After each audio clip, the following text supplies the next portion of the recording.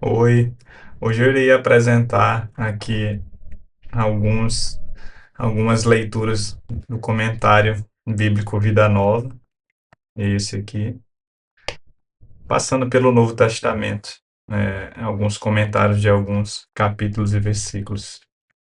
Deixa eu apresentar aqui o comentário. Esse comentário aqui eu já fiz o review dele, pode ser visto para quem quiser, só retornar alguns vídeos que vai aparecer. Que eu quero apresentar a leitura, né, de alguns comentários do Novo Testamento referente a esse comentário bíblico da Vida Nova. Um comentário é, muito bom, muito bem feito.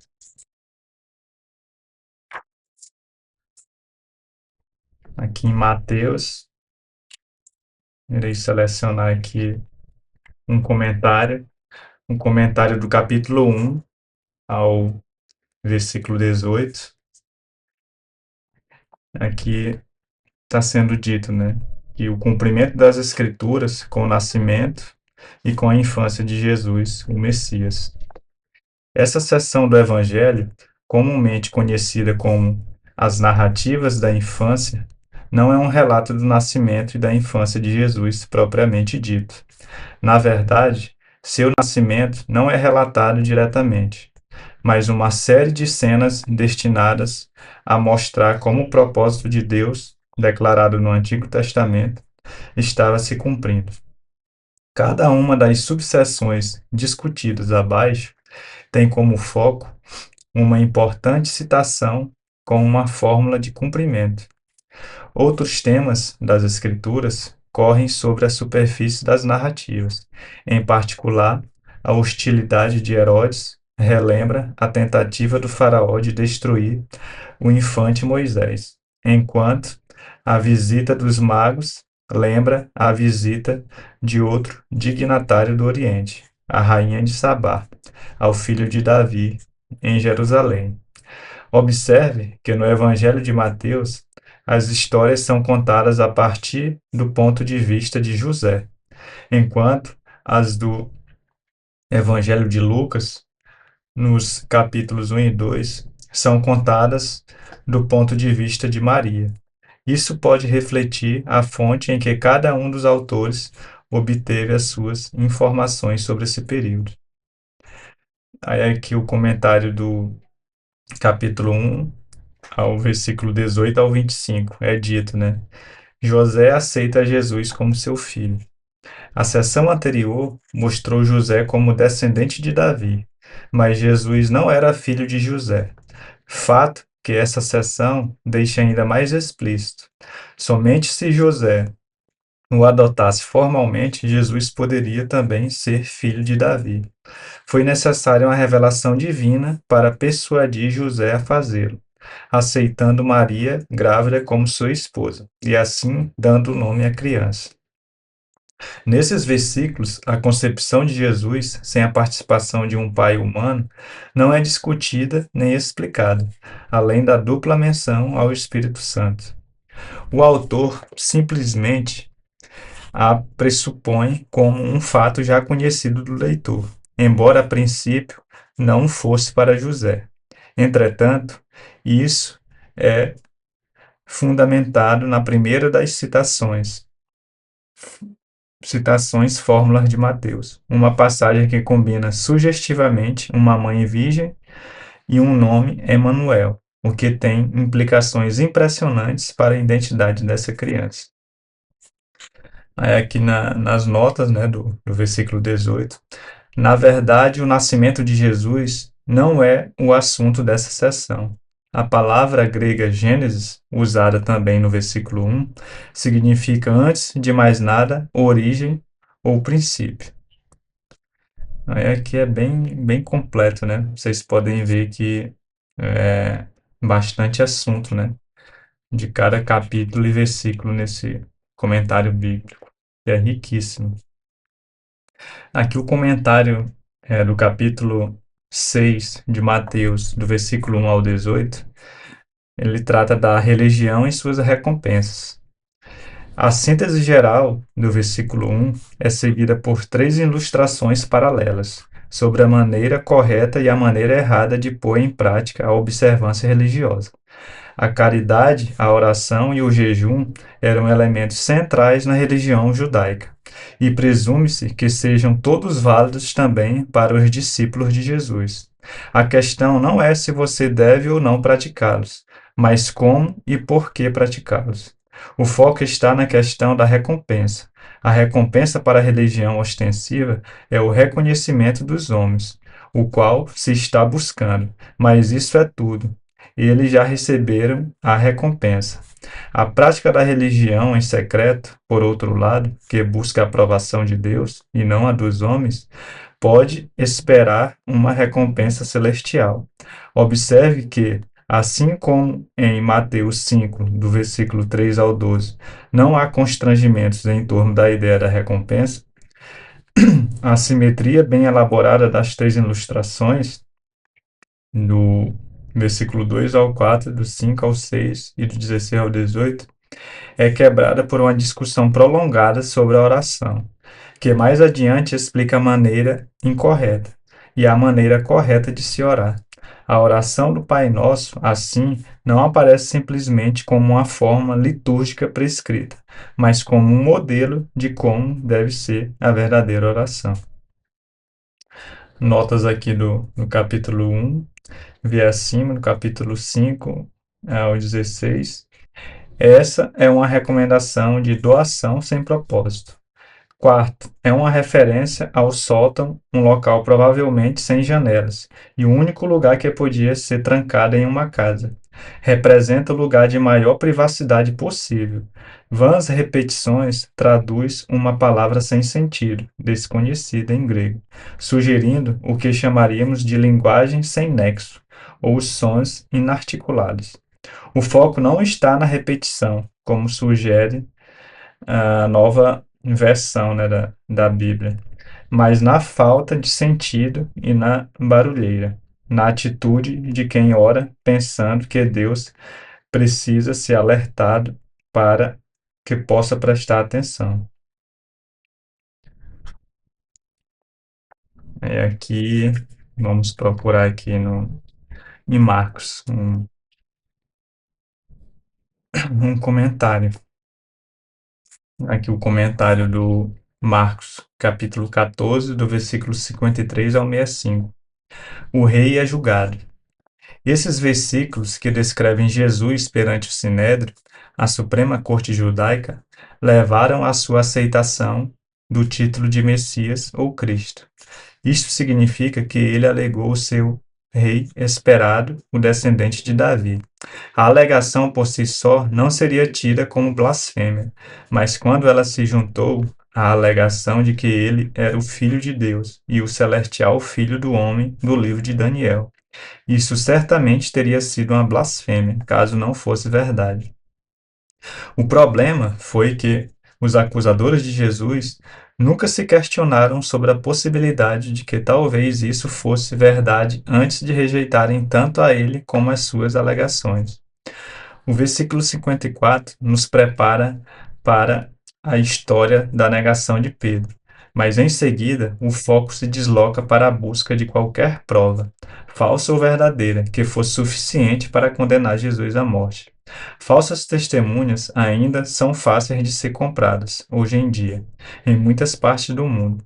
Em alguns lugares, elas esperam do lado de fora dos tribunais, juntamente com os redatores de petições que ajudam aqueles que não sabem ler e escrever, mediante o pagamento de uma taxa. As autoridades já tinham decidido sobre o veredicto antecipadamente, um abuso de justiça não desconhecido em nossa época. Mas as mentiras são mais difíceis de provar do que a verdade, como até mesmo o Sinédrio viu. Essa audiência funcionou como um tribunal de inquisição preliminar, segundo as leis judaicas compiladas um século mais tarde, mas talvez já em vigor. Não era permitido que todos os membros que compunham o Sinédrio se reunissem até o amanhecer. Nem era permitido que se reunisse na casa do sumo sacerdote. Nem poderiam ele julgar e condenar em um mesmo dia. Se o julgamento perante Pilatos foi injusto, o julgamento perante o Sinédrio foi irregular. Isso teria animado os cristãos perseguidos na época do Império Romano, que sabiam que tanto o seu julgamento quanto a sua condenação eram injustos.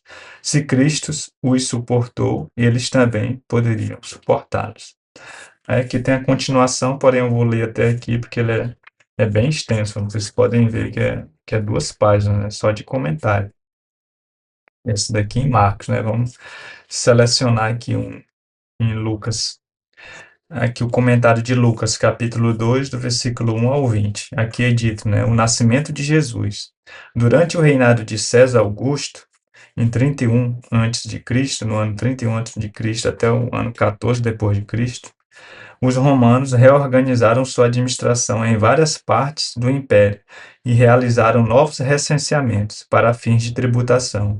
A execução de tal decreto imperial na Síria, a qual estava ligada a região da Judéia, levou José e Maria a Belém, local há muito profetizado como lugar de nascimento do Messias. O fato de Maria ter viajado com José mostra que, a essa altura, eles estavam casados, mas a descrição de Maria como alguém prometida em casamento mostra que o casamento deles ainda não tinha se consumado. Embora uma antiga tradição cristã sugira que a criança nasceu em uma caverna, Lucas parece descrever o local como parte de uma hospedaria ou de uma casa, onde os animais eram guardados. A imagem tradicional do severo dono de hospedaria, recusando abrigo ao casal necessitado, é um pouco duvidosa. A visão de um anjo anuncia A visão de um anjo anunciou o nascimento de Jesus e o seu significado a um grupo inusitado e mesmo desprezado de pessoas, um grupo de pastores. Todo o povo se refere aos judeus, o povo de Israel, somente no versículo 32. É o que captamos o significado universal do nascimento de Jesus. A velha fórmula da proclamação, homens a quem ele quer bem, baseia-se em manuscrito inferior, e a tradução tradicional, homens de boa vontade, é equivocada. O sentido é que, através do nascimento do Messias, Deus estende seu favor a pessoas que nada fizeram para merecê-lo. E ele graciosamente lhes concede paz. A paz exprime a natureza da salvação como a restauração das boas relações entre Deus e o povo pecador e o consequente recebimento das suas bênçãos. As faixas eram a maneira normal de se cobrir uma criança recém-nascida e poderiam indicar, pelo menos para alguns dos leitores de Lucas, que se tratava de uma criança de estirpe real. Aqui vamos aqui para outro comentário, em João. Aqui vamos ler João, capítulo 9, do versículo 35 ao 41, comentário bíblico. Os comentários de Jesus sobre a cegueira espiritual. Essa seção, que encerra a narrativa, retrata a discussão do homem com Jesus e culmina com a sua declaração de fé. Jesus tomou a iniciativa de procurá-lo, e Jesus imediatamente lançou um desafio à sua fé, uma conexão com os milagres como sinais encontrados noutras partes do Evangelho de João. Mas o aspecto mais importante da pergunta diz respeito à utilização do título Filho do Homem. Em outras passagens deste evangelho, também aparece a ideia da fé no Filho do Homem. Independentemente do que João pretendia com o título, a falta de compreensão do homem era evidente. Sua pergunta provavelmente foi motivada pelo fato de que ele não tinha visto Jesus antes. Tão logo Jesus lhe explicou que ele era o Filho do Homem, o homem curado creu de imediato, o que sugere que ele já possuía em si as sementes da fé. Na verdade, toda a narrativa mostra um desenvolvimento progressivo da compreensão, levando à fé. As palavras "eu creio, Senhor" podem não ter chegado tão longe quanto um reconhecimento pleno do senhorio de Cristo. A palavra Senhor poderia ser simplesmente uma forma educada de tratamento, mas quando está ligada à fé, é mais provável que aponte para uma apreciação mais profunda do caráter de Jesus. Tal fato se evidencia especialmente no seu ato de adoração. Pode ver que é bem grande, né, os comentários, com bastante informação para o estudante da Bíblia. Vamos ver aqui em Atos, vamos selecionar aqui um capítulo. Uhum.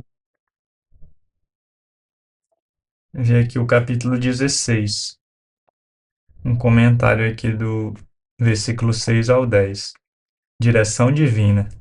Em algum lugar, ao longo do caminho, a viagem para fortalecer as igrejas se tornou um empreendimento missionário, embora tenha havido alguns entraves no começo.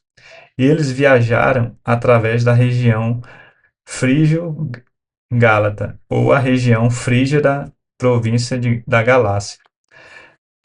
Também eles pretendiam pregar a palavra na Ásia, moderna Turquia, mas foram impedidos de fazê-lo pelo Espírito Santo.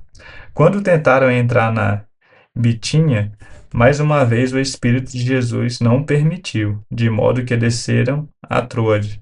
A expressão "o Espírito de Jesus" pode implicar uma visão do Senhor. Por outro lado, Paulo estava viajando com Silas, um homem conhecido como profeta. E as orientações podem ter vindo dele.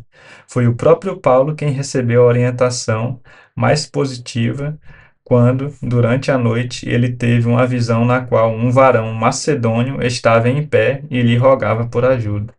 Tendo chegado à conclusão de que não se tratava de um mero sonho, o grupo se preparou para partir.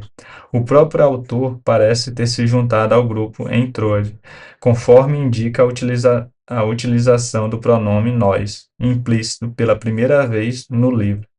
As chamadas passagens em que o autor fala na primeira pessoa do plural são no capítulo 16, né, do versículo 10 ao 17, no capítulo 20, do versículo 5 ao 21, no capítulo 18, no capítulo 27, do versículo 1 ao 28, no capítulo 16. Aí aqui, vamos em Romanos, ler um comentário aqui. Comentário de Romanos, capítulo 3, do versículo 1 ao 18. Aqui é dito, né, a fidelidade de Deus e os judeus. Em seu ataque às pretensões dos judeus, no capítulo 2, Paulo escreveu como se agora não mais houvesse diferença entre judeus e gentios. Mas isso seria interpretar seu argumento de maneira equivocada. O propósito de Paulo era mostrar que o fato de ser judeu, simplesmente por ser judeu, não apresentava nenhuma vantagem em relação aos gentios no juízo de Deus. Paulo, pregador experiente que era, sabia que seu argumento poderia ser mal interpretado. Por isso, ele acrescentou no final da sua exposição uma discussão detalhada sobre o pecado dos judeus, na qual ele afirma as vantagens dos judeus e delineia a natureza e as limitações dessas vantagens. Naturalmente, essa questão despertaria o interesse especialmente dos judeus e judeus cristãos, mas no aspecto em que suscita perguntas sobre a própria coerência e confiabilidade de Deus. Pois é bom lembrar que a circuncisão e a lei foram dadas por Deus ao povo de Israel. A questão também despertaria o interesse dos gentios. Aqui eu não vou ler tudo, porque é bem completo, né? Fazer mais uma leitura aqui para finalizar, só para mostrar como é que esse comentário bíblico é riquíssimo, né, em informações. Eu vou ler aqui o último, né, comentário, que é 1 Coríntios, do capítulo 12, do versículo 1 ao 13. Há somente um Espírito Santo. Assim como na conduta da ceia do Senhor estava fora de controle, assim como a conduta na ceia do Senhor estava fora de controle, o mesmo acontecia com a forma como o ministério era conduzido na igreja. Embora os coríntios tenham escrito a Paulo pedindo orientações do apóstolo sobre os dons espirituais, não há razão para separar as questões do capítulo 11 dos capítulos 12 do capítulo 12 ao 14. Se as tomarmos em conjunto, poderemos perceber a desordem com que eram realizadas as reuniões cristãs. Seja qual for a forma como o leitor reconstituía os problemas que deram origem ao pedido de esclarecimento a Paulo, e fazer isso é como juntar pedaços de uma conversa ao telefone em que se escuta apenas uma parte, eles precisam ser associados ao resumo das instruções finais de Paulo em 14, 39 ao 40, né? No capítulo 14, 39 ao 40. Ele utiliza esse mesmo método em outras partes da sua carta. Paulo diz a eles: procurai com zelo o dom de profetizar, e não proibais o falar em outras línguas. Tudo, porém, seja feito com decência e ordem. Os problemas parecem estar relacionados principalmente à prioridade de profetizar e exercer o dom de línguas nas reuniões cristãs. Ambos, a profecia e o dom de línguas, deveriam ser conduzidos de forma a reproduzir o caráter de Deus, a quem pertencia a reunião. Não lerei todo também, né, porque ele é bem extenso, pode ver que é praticamente 2 páginas.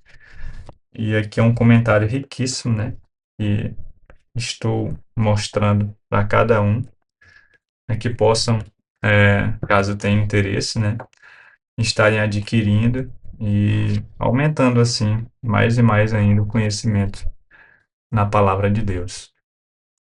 Agradeço a todos, pela atenção e à medida que eu for tendo tempo, irei apresentando, mais livros que eu possuo aqui que dizem respeito à religião, bem como outros temas que forem de interesse, dos espectadores. Obrigado.